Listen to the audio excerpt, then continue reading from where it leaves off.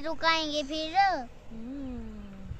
ये जो इब्राहिम साहब का था। मजा आ रहा है मुझे। इब्राहिम देखो इधर, इधर देखो, ये देखो, मजा आ रहा है आपको? हाँ जी मामा, आपको डर लग रहा है? नहीं यार, बोले तो इब्राहिम वो देखो पीछे बादल, वो देख मेरे कैमरे में, वो नजर आए?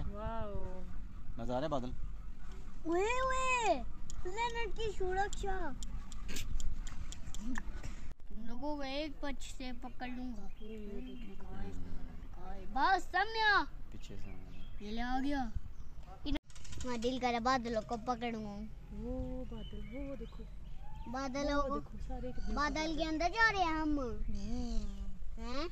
हम बादल के अंदर जा रहे हैं। जी जी।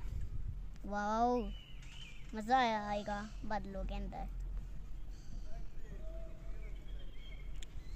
यार हम उतरेंगे कैसे?